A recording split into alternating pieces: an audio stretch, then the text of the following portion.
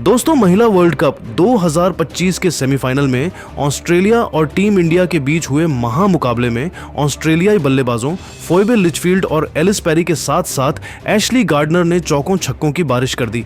लेकिन भारतीय गेंदबाजों ने भी हार नहीं मानी और जोरदार वापसी करी। और अब इस वीडियो में हम आपको ऑस्ट्रेलिया और इंडिया की महिला टीम के बीच हुए महामुकाबले की पूरी हाइलाइट्स दिखाएंगे। अगर आपको भी यह मुकाबला पसंद आया हो तो हमारे इस वीडियो को दिल से एक लाइक जरूर कर दीजिए। अब आपका ज्यादा समय न लेते हुए सीधे हाइलाइट्स को दिखाते हैं। तो दोस्तों, नवी मुंबई का डीवाई पाटिल स्टेडियम इस दिन पूरी तरह खचाखच भरा था और चारों ओर शोरगुल का माहौल था, जिसमें फैंस की दीवानगी साफ झलक रही थी। भारतीय और ऑस्ट्रेलियाई फैंस अपनी अपनी टीमों के झंडे लहराते हुए ढोल नगाड़ों के साथ अपने सितारों का हौसला बढ़ा रहे थे, जिससे माहौल पूरी तरह से क्रिकेटमय हो गया था। भारतीय महिला टीम लीग स्टेज में उतार चढ़ाव के बाद सेमीफाइनल तक पहुंचकर आत्मविश्वास से भरी हुई थी और फाइनल की टिकट कटाने को तैयार थी। माहौल इतना गर्म था कि मैदान पर उतरते ही दोनों टीमों के खिलाड़ियों में एक अलग ही ऊर्जा दिखाई दे रही थी, जो उनके चेहरे पर साफ झलक रही थी। नवी मुंबई का यह मैदान एक ऐतिहासिक जंग का गवाह बनने के लिए पूरी तरह तैयार था, जहां दोनों टीमें अपनी पूरी ताकत झोंकने वाली थीं। मैच की शुरुआत टॉस के साथ हुई। ऑस्ट्रेलिया की कप्तान एलिसा हीली ने सिक्का उछाला और किस्मत ने उनका साथ दिया, जिससे ऑस्ट्रेलियाई खेमे में खुशी की लहर दौड़ गई। ऑस्ट्रेलिया ने टॉस जीता और एलिसा हीली ने बिना समय गंवाए पहले बल्लेबाजी करने का फैसला किया। मुकाबला शुरू हुआ तो ऑस्ट्रेलिया की पारी की शुरुआत फोइबे लिचफील्ड और एलिसा हीली ने की।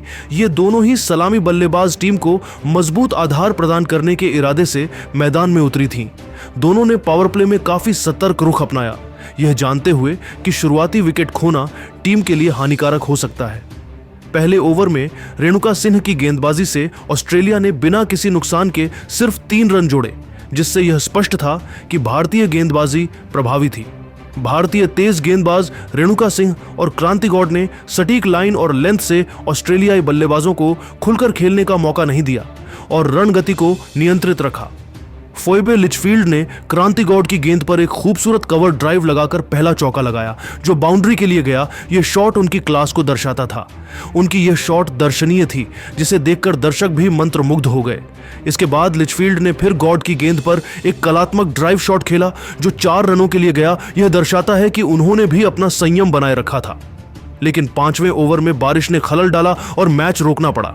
उस समय ऑस्ट्रेलिया का स्कोर एक विकेट के नुकसान पर 25 रन था और अब टीम को एक मजबूत साझेदारी की जरूरत थी। बारिश के बाद मैच दोबारा शुरू हुआ और मैदान पर आई अनुभवी बल्लेबाज एलिस पेरी, जो दबाव में पारी को आगे बढ़ाने के लिए जानी जाती है। फोइबे लिचफील्ड और एलिस पेरी ने मिलकर पारी को संभालने की जिम्मेदारी ली और दोनों ने मिलकर समझदारी से बल्लेबाजी की। लिचफील्ड ने रेणुका सिंह की गेंद पर एक शानदार ड्राइव शॉट खेला, जो बाउंड्री के पार गया, जिससे रन गति में थोड़ी वृद्धि हुई। पेरी ने भी अपनी क्लास दिखाई और क्रांति गौड़ की गेंद पर एक लॉफ्टेड ड्राइव मारकर 4 रन बटोरे। यह दिखाता है कि वह आत्मविश्वास में थी। दोनों ने मिलकर धीरे धीरे रन गति को बढ़ाया और 10वें ओवर तक ऑस्ट्रेलिया का स्कोर एक विकेट के नुकसान पर 78 रन तक पहुंचाया, जिससे एक अच्छी नींव रखी गई। लेकिन 11वें ओवर में भारतीय कप्तान हरमनप्रीत कौर ने गेंदबाजी में बदलाव किया और स्पिनर दीप्ति शर्मा को आक्रमण पर लगाया, जिससे मैच में एक रोमांचक मोड़ आया। दीप्ति ने पेरी को एक फ्लाइटेड गेंद डाली, जिस पर पेरी आगे बढ़कर बड़ा शॉट खेलने की कोशिश में थी, लेकिन गेंद सीधे लॉन्ग ऑन के ऊपर से स्टैंड्स में गई और पहला छक्का जड़ दिया। यह उनके इरादे साफ दर्शाता था। दोनों ने भारतीय स्पिनरों को निशाना बनाया और रन गति को तेज किया, जिससे फील्डिंग टीम पर दबाव बढ़ा। लिचफील्ड ने श्री चरणी की गेंद पर एक शानदार सिक्सर जड़ा, जो लॉन्ग ऑन के ऊपर से स्टैंड्स में गया। यह शॉट दर्शकों को झूमने पर मजबूर कर दिया। दोनों के बीच 50 रनों की महत्वपूर्ण साझेदारी हुई, जिसने ऑस्ट्रेलियाई पारी को मजबूती प्रदान की। 15वें ओवर तक ऑस्ट्रेलिया का स्कोर एक विकेट के नुकसान पर 107 रन तक पहुंच गया, जिससे एक बड़ा स्कोर बनाने की उम्मीद जगी। 16वें ओवर में भारत ने एक बार फिर गेंदबाजी में बदलाव किया और तेज गेंदबाज अमनजोत कौर को बुलाया। यह एक चतुर कप्तानी का फैसला था। अमनजोत कौर ने अपनी पहली गेंद पर लिचफील्ड को एक शानदार स्कूप शॉट खेलने पर मजबूर किया, लेकिन गेंद फाइन लेग की ओर गई और चौका मिला। यह उनकी चतुराई को दर्शाता था। लिचफील्ड ने अमनजोत की गेंद पर एक करारा ड्राइव शॉट खेलकर चौका जड़ा। यह उनके इरादे साफ दर्शाता था।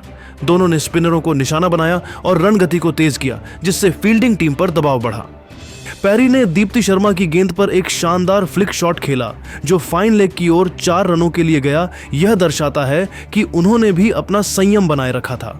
दोनों ने मिलकर 100 रनों की महत्वपूर्ण साझेदारी पूरी की, जिसने ऑस्ट्रेलियाई पारी को मजबूती प्रदान की।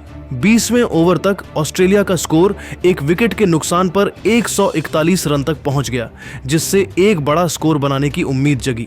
21वें ओवर में अमनजोत कौर ने लिचफील्ड को एक गुड लेंथ गेंद डाली, जिस पर लिचफील्ड ने ड्राइव करने की कोशिश की, लेकिन बाहरी किनारा लेकर गेंद थर्ड मैन की ओर गई और चौका मिला। यह शॉट उनकी क्लास को दर्शाता था। लिचफील्ड ने श्री चरनी की गेंद पर एक लॉफ्टेड ड्राइव मारकर 4 रन बटोरे, जिससे वह भी लय में आ गई।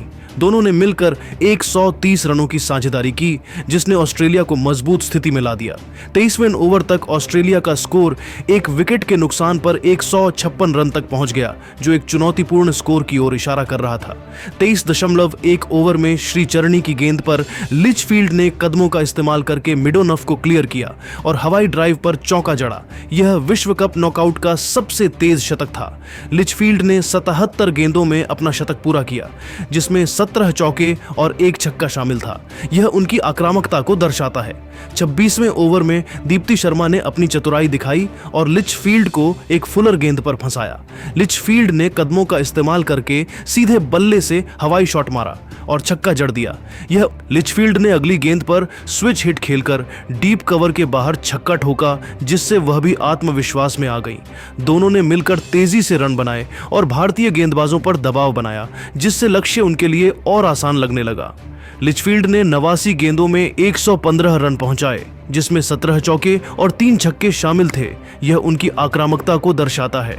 लेकिन 27.2 ओवर में अमनजोत कौर की दूसरी गेंद पर लिचफील्ड ने स्कूप की कोशिश की, लेकिन गेंद स्टंप्स पर लगी और लिचफील्ड क्लीन बोल्ड हो गई। फोइबे लिचफील्ड 99 गेंदों में 119 रन बनाकर आउट हुई।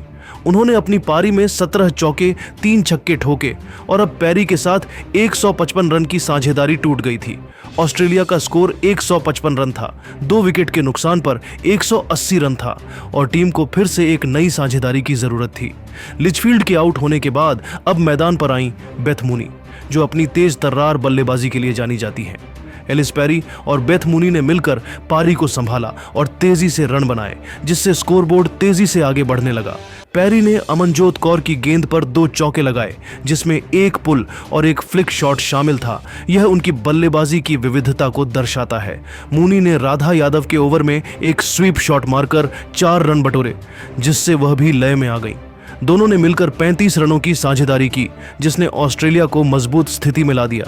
30वें ओवर तक ऑस्ट्रेलिया का स्कोर 2 विकेट के नुकसान पर 200 रन तक पहुंच गया, जो एक चुनौतीपूर्ण स्कोर की ओर इशारा कर रहा था।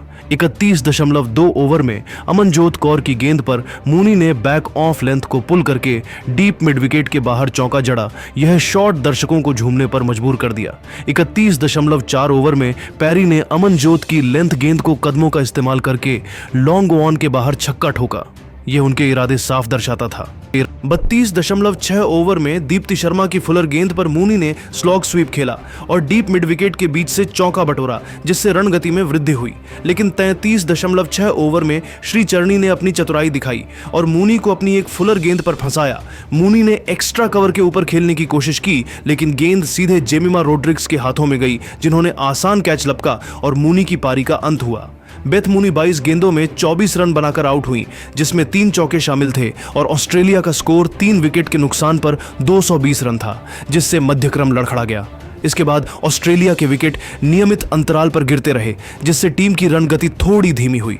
35.5 ओवर में श्री चरनी ने एनाबेल सदरलैंड को फुलर गेंद पर रिटर्न कैच थमा दिया। सदरलैंड 6 गेंदों में 3 रन बनाकर आउट हुई और ऑस्ट्रेलिया का स्कोर 4 विकेट के नुकसान पर 228 रन था, जिससे मुश्किलें और बढ़ गईं। लेकिन एक छोर पर एलिस पेरी मजबूती से टिकी रहीं और उन्होंने अपना अर्धशतक पूरा किया, जो उनकी अनुभवी पारी का प्रतीक था। उन्होंने क्रांति गॉड की गेंद पर एक करारा कट शॉट खेलकर चौका जड़ा, यह उनकी आक्रामकता को दर्शाता है। 38.1 ओवर में पेरी ने गॉड की शॉर्ट गेंद को डीप बैकवर्ड पॉइंट के बाहर कट करके चौका बटोरा, यह शॉट उनकी क्लास को दर्शाता था। लेकिन 39.2 ओवर में राधा यादव ने पेरी को बैक ऑफ लेंथ गेंद पर कट करने की कोशिश में मिस करवाया और ऑफ स्टंप हिल गया। एलिस पेरी 88 गेंदों में 77 रन बनाकर बोल्ड हुई, जिसमें 6 चौके और 2 छक्के शामिल थे। ऑस्ट्रेलिया का स्कोर 5 विकेट के नुकसान पर 243 रन था। पेरी के पवेलियन लौटने के बाद अब क्रीज पर आई ताहिलिया मैकग्रा, जो अपनी ऑलराउंड काबिलियत के लिए मशहूर हैं। मैकग्रा ने आते ही राधा यादव की गेंद पर ऑफ साइड में चौका जड़ा, लेकिन हरमनप्रीत की खराब फील्डिंग से एक और चौका मिला। यह उनकी बल्लेबाजी की विविधता को दर्शाता है। 39.6 ओवर में मैकग्रा ने राधा की गेंद पर डीप बैकवर्ड पॉइंट के बाहर चौका ठोका, जिससे वह भी लय में आ गई। 41.2 ओवर में अमनजोत कौर की शॉर्ट गेंद पर एशली गार्डनर ने कवर के बगल से पंच करके चौका जड़ा, यह शॉट दर्शनीय था। लेकिन 41.4 ओवर में भारत को बड़ी सफलता मिली। मैकग्रा ने अमनजोत की गुड लेंथ गेंद को कवर की ओर खेला और सिंगल लेने की कोशिश की, लेकिन जेमिमा रोड्रिग्स का शानदार थ्रो आर्चा घोष के पास पहुंचा और मैकग्रा रन आउट हो गई। ताहिलिया मैकग्रा 7 गेंदों में 12 रन बनाकर आउट हुई, जिसमें 2 चौके शामिल थे। ऑस्ट्रेलिया का स्कोर 6 विकेट के नुकसान पर 265 रन था और मैच अब एक रोमांचक मोड़ पर आ गया था।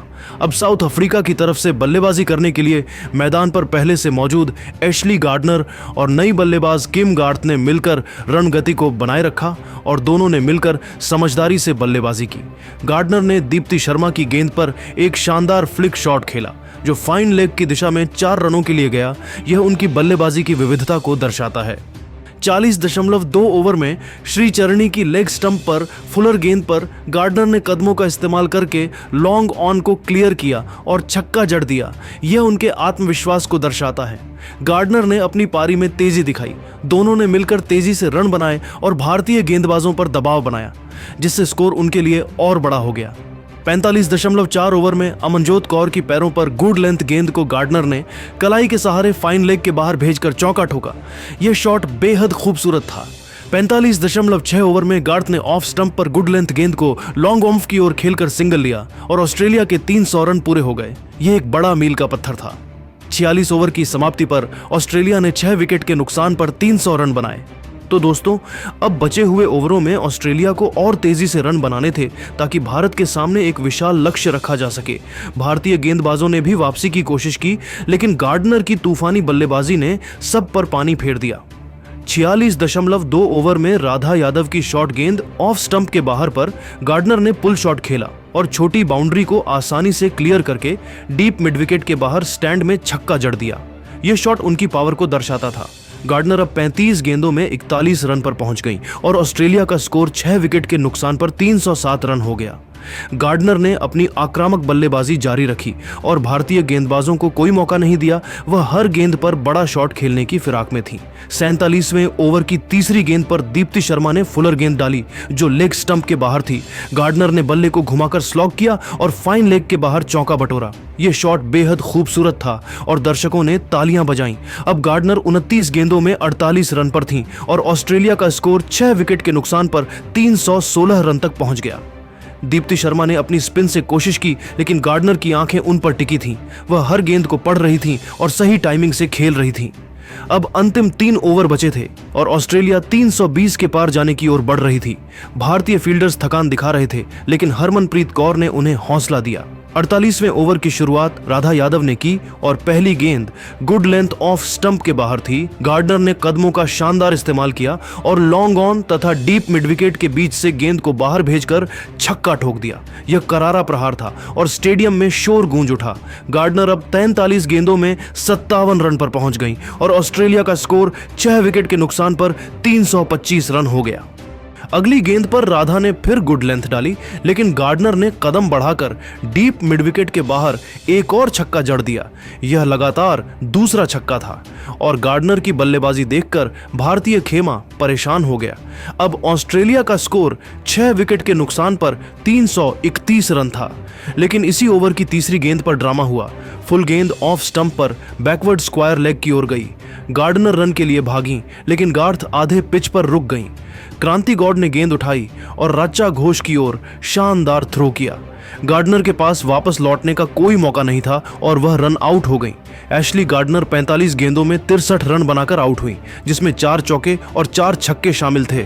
यह उनकी तूफानी पारी का अंत था और ऑस्ट्रेलिया का स्कोर 7 विकेट के नुकसान पर 331 रन हो गया। गार्डनर के आउट होने से भारतीय टीम में जान आई, लेकिन अभी भी मैच खत्म नहीं हुआ था।